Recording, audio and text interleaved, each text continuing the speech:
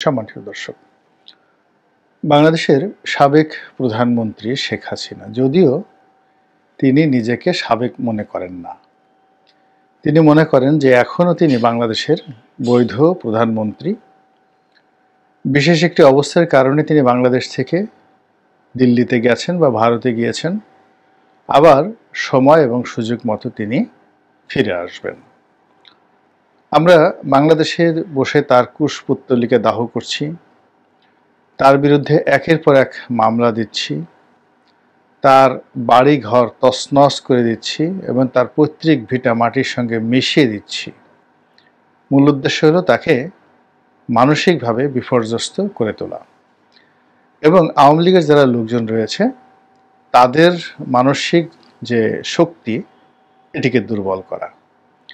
এজন্য শেখ হাসিনার সঙ্গে সারা বাংলাদেশে শত শত হাজার হাজার নেতাকর্মীকে জড়িয়ে একেবারে একই ধরনের মামলা, হত্যা মামলা সারা বাংলাদেশে জারি হয়েছে।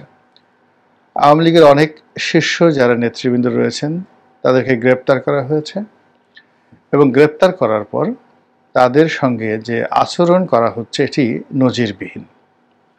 আমরা জেলখানার ভিতরে কিছু ঘটনা ঘটেছে বলে শুনতে পাচ্ছি, যেহেতু তথ্য উপাত্ত নেই কাজে এই বিষয়গুলো বলা যাবে না। একটা ভিডিও ফুটেজ আমরা দেখেছি যেখানে হাসানুল হক ইনু সাহেবের সঙ্গে যে আচরণ করা হয়েছে এটি এই বাংলায় কখনো ঘটেনি। দ্বিতীয়ত আমির হোসেন আমু, তারপর চট্টগ্রামের যে বয়োবৃদ্ধ আওয়ামী লীগ নেতা ইঞ্জিনিয়ার মোশাররফ সাহেব, সাইমন হোটেলের মালিক, ওনারা 14 জেনারেশন, মানে বলতে গেলে 14 গোষ্ঠী ধরে তারা অভিজাত, ধনাঢ্য এবং রাজনীতি তাদের একটা নেশা। তো সেই মানুষ কর্নেল ফারুক খান, যিনি এখন যথেষ্ট বয়োবৃদ্ধ হয়ে গেছেন, তিনি, এরপর অন্যান্য যারা ধরা পড়েছেন সবাইকে, ইনক্লুডিং সালমান এফ রহমান কিংবা সাবেক আইনমন্ত্রী তাকে সহ, যেভাবে অপমান করা সম্ভব, মাথায় হেলমেট পরিয়ে, তারপর বুলেট প্রুফ জ্যাকেট পরিয়ে, কখনো সামনে হ্যান্ডকাপ পরিয়ে, কখনো পিছনে হ্যান্ডকাপ পরিয়ে, অর্থাৎ পিঠ মোড়া করে বেঁধে হ্যান্ডকাপ পরালে যে অবস্থা হয় ঠিক ওইরকমভাবে তাদেরকে কোর্টে তোলা হচ্ছে। এবং যখন তাদেরকে কোর্টে তোলা হচ্ছে ওই সময়টিতে যেন একটা ক্যামেরার ট্রায়াল হয়, অর্থাৎ লোকজন দেখে, সাংবাদিকরা ছবি তুলতে পারে, সামাজিক মাধ্যমে সেগুলো যেন ভাইরাল হতে পারে। এই জন্য পিঁপড়ার মতো ধীরে ধীরে ধীরে ধীরে তাদেরকে শো করা হয়। যে কাজটি 5 মিনিটে করা সম্ভব সেটি হয়তো 25 মিনিট বসে ধীরে ধীরে ধীরে ধীরে তাদেরকে কোর্ট কাছারিতে তোলা হয় যেন তাদের এই দুরবস্থা লোকজন দেখতে পারে। এর মূল কারণ হলো আওয়ামী লীগের যারা নেতাকর্মী রয়েছেন, সমর্থক রয়েছেন, তাদের মনে ভয়ের সৃষ্টি করা, আর আওয়ামী বিরোধী যারা শক্তি রয়েছেন তাদেরকে উৎসাহিত করা, উজ্জীবিত করা এবং তাদের মনের মধ্যে এক ধরনের আবেগ এবং অনুভূতির সৃষ্টি করা যে না, আমরা এবার পারবো বটে।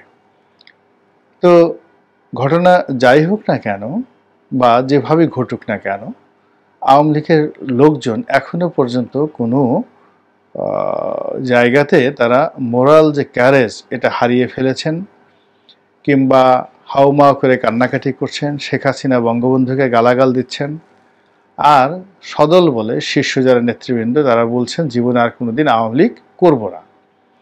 এইরকম কোনো ঘটনা কিন্তু দেখা যাচ্ছে না। আওয়ামী লীগের মধ্যে রিনোভেশন দেখা যাচ্ছে। আওয়ামী লীগের কট্টরপন্থী কিছু নেতৃবৃন্দ রয়েছেন, কিছু ছাত্র নেতা রয়েছেন, তার মধ্যে ছাত্রলীগের একসময় সেক্রেটারি ছিলেন নাজমুল সাহেব, যিনি এখন ইউকে প্রবাসী, অত্যন্ত কট্টরপন্থী ছাত্রলীগ নেতা, মারদাঙ্গা প্রকৃতির। তো ওনাদের যে একটা বিশ্বাস ছিল সেটি হলো পূর্বের চাঁদ যদি পশ্চিমে উদিত হয় তবু আওয়ামী লীগ সঠিক, আওয়ামী লীগের সকল কাজ সঠিক, জননেত্রী শেখ হাসিনা যা বলেন যা করেন সব সঠিক এবং তিনি যাকে পছন্দ করেন, যাকে নিয়োগ দেন তারাও সঠিক। এরকম একটা মন মানসিকতা ছাত্রলীগ, আওয়ামী লীগ, যুবলীগের যাদের মধ্যে ছিল তাদের মধ্যে নাজমুল সাহেব অন্যতম। কিন্তু সেই নাজমুল সাহেব বা তাদের মতো অনেকেই এখন মুখ খোলা শুরু করেছেন। তারা এখন আওয়ামী লীগের পতনের যে কারণ, সে কারণ চিহ্নিত করে ফেলেছেন। আওয়ামী লীগের যে সকল লোক যাদেরকে শেখ হাসিনা বিশ্বাস করেছিলেন যে এরা চুরি করবে না, বড় লোকের ছেলে, সেই সমস্ত লোক যারা একেবারে গরু চোর যেভাবে চুরি করে ওভাবে রাষ্ট্রকে চুরি করেছে। তো তাদের বেশ কয়েকজনের নাম ধরে, নাম উল্লেখ করে নাজমুল সাহেব গালাগালি করছেন। এভাবে নাজমুল সাহেবের মতো অনেকেই গালাগাল শুরু করে দিয়েছেন। এটি আওয়ামী লীগের একটা রিনোভেশন, কিন্তু এখানে অনুতাপের কোনো বিষয় নেই। দ্বিতীয়ত, শেখ হাসিনার যে মূল শক্তি ক্যাবিনেট, তার বেশিরভাগ সংসদ সদস্য তরুণ, তারা মোরাললেস সবাই গা ঢাকা দিয়ে আছেন দেশে বা দেশের বাইরে। এবং যেহেতু তাদের অর্থ রয়েছে, বিত্ত রয়েছে, ফলে তারা কেউ মন্দ অবস্থায় আছেন এখনো পর্যন্ত শোনা যায়নি। বরং তাদের সেই যে বিদেশে যে অবস্থান, রাজকীয় অবস্থান, নেটি নিয়ে প্রথম আলো থেকে শুরু করে অনেক পত্রপত্রিকার রীতিমতো গাত্রদাহ যে একই হলো, এটা হওয়ার কথা নয়। যেখানে তারা ভিক্ষা করার জন্য ঘুরবে, যেখানে তারা জেলখানাতে পৌঁছবে, যেখানে তারা মানুষের হাতে পায়ে ধরবে, তা না করে এখন তারা কলকাতাতে, দিল্লিতে, আজমিরে, সিঙ্গাপুরে, ব্যাংককে, মালয়েশিয়াতে, তারপরে দুবাইতে, জেদ্দাতে, কোথায় নেই, সব বড় বড় শহরে আওয়ামী লীগের লোকজন মিছিল করছেন, মিটিং করছেন, 5 স্টার হোটেলে গিয়ে খাওয়া দাওয়া করছেন, আর ডক্টর মোহাম্মদ ইউনূসের সরকারকে গালাগাল দিচ্ছেন। তো এটা আওয়ামী লীগকে ভয় দেখানোর জন্য সরকারের যে চেষ্টা তদবির, সেটা বুমেরাং হয়ে যাচ্ছে। অর্থাৎ এই যে আওয়ামী লীগের যারা লোকজন, তারা যে কুয়াতুল মুসলিমিন দেখাচ্ছে, তো এই জিহাদি জোশ দেখাচ্ছে, কিংবা জয় বাংলার যে তাগত এটা দেখাচ্ছে, এটা আওয়ামী বিরোধী শক্তির মনে একেবারে এক ধরনের ভয় ধরিয়ে দিয়েছে যে কি হবে, কি করতে চাইলাম আর হলো কি, কি আশা করলাম আর হলো কি, ইত্যাদি অনেক কিছু। তো যেটা বলছিলাম যে এইগুলো আওয়ামী লীগের নেতাকর্মীদের বক্তব্য বা কথা আচরণ। সবচেয়ে বড় বিষয়টা হলো শেখ হাসিনাকে নিয়ে। তাকে কোনো অবস্থা থেকে দমন করানো যাচ্ছে না, কোনো অবস্থাতেই তাকে ভয় দেখানো যাচ্ছে না, তার মুখ বন্ধ করা যাচ্ছে না, এবং তাকে যারা সাহায্য করেন বা তাকে যারা সমর্থন করেন তাদেরকেও নিবৃত করা যাচ্ছে না। তিনি ভারতে আছেন এবং ভারত সরকার বলতে গেলে একেবারে কোমরে গামছা বেঁধে শেখ হাসিনাকে আবার প্রধানমন্ত্রীর পদে বসানোর জন্য সর্বোচ্চ চেষ্টা তদবির করছে, করবে বা করে যাবে, এরকম একটা অ্যাটিটিউড তাদের মধ্যে আমরা লক্ষ্য করছি। দ্বিতীয়ত, শেখ হাসিনা প্রথম কয়েকদিন একটু অবদমিত ছিলেন, কিন্তু পরবর্তীতে আপনি দেখবেন যে তার চেহারা ভালো হয়ে গিয়েছে, সুরত ভালো হয়ে গেছে, কণ্ঠে আগের সাথে আরও তেজ বেড়ে গেছে। এখন তার বয়স প্রায় 80 বছর, কিন্তু তার কণ্ঠ শুনে মনে হয় যেন 50-55 বছর। এরকম 50-55 বছরের একজন যুবতী, আমাদের দেশে এখন আর এদেরকে পৌর বলা হয় না, যুবতী। তো একজন যুবতী, শক্তিশালী যুবতীর কণ্ঠে যে ধরনের লালিত্য থাকে, জিদ থাকে, প্রেম থাকে, দ্রোহ থাকে, ঠিক ওই রকম প্রেম, দ্রোহ সব কিছু নিয়ে তিনি বলে যাচ্ছেন। তিনি নেতাকর্মীদেরকে আশ্বাস দিচ্ছেন এবং ভাষা তার আগের চাইতে যে কোনো সময়ের চাইতে সংযত হয়েছে, দৃঢ় হয়েছে, অনেক সাজানো গুছানো। শেখ হাসিনা সাধারণত এলোমেলো কথাবার্তা বলতেন আগে, কিন্তু এখন তিনি সাজানো গুছানো কথাবার্তা বলছেন, টু দি পয়েন্টে কথা বলছেন। এবং তিনি কেবলমাত্র ডক্টর মোহাম্মদ ইউনূস নন, ডক্টর মোহাম্মদ ইউনূসের সঙ্গে অন্যান্য যারা রয়েছেন তাদের সবাইকে তিনি ধরবেন, শাস্তি দেবেন, তারপর মনের মতো ইচ্ছা মতো শাস্তি দেবেন, যাকে বলা হয় একেবারে যেভাবে ঘানির মধ্যে ফেলে সরিষা ভিতর থেকে তেল বের করে, ওইভাবে আগামীতে তাকে যারা কষ্ট দিয়েছে, তার নেতাকর্মীদেরকে যারা কষ্ট দিয়েছে, তাদেরকে তালিকা করে করে তিনি ওইভাবে ঘানির মধ্যে ফেলে সর্ষা যেভাবে যে চিপে চিপে তেল বের করা হয়, ওইভাবে তেল বের করার জন্য তিনি অবিরত হুঙ্কার দিয়ে যাচ্ছেন। এবং অবাক করার ব্যাপার হলো, তার সেই হুঙ্কার নিয়ে তার প্রতিপক্ষ যারা আছে তারা কিন্তু কাউন্টার হুঙ্কার দিতে পারছে না বা দিচ্ছে না। হতে পারে তারা তাকে পাত্তা দিচ্ছে না, বা মনে করতে পারেন যে না, শেখ হাসিনা আসলে আগামীতে বাংলাদেশের রাজনীতিতে আর ফিরে আসবেন না, কাজেই তার সেই হম্বিতম্বি বক্তব্য নিয়ে মাথা ঘামানোর কোনো প্রয়োজন নেই।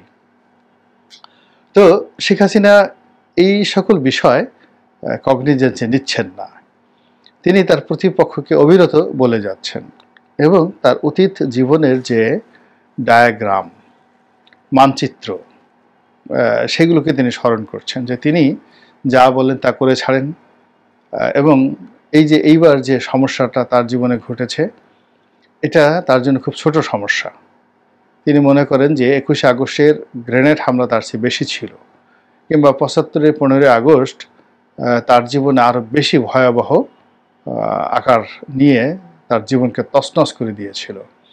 তিনি মনে করেন যে চট্টগ্রামে তিনি যখন জনসভা করতে গিয়েছিলেন, ওই সময়টিতে এরশাদ সাহেবের লোকজন যেভাবে তার উপর গুলি চালিয়েছিল চট্টগ্রামে, সেটা আরও ভয়াবহ ছিল।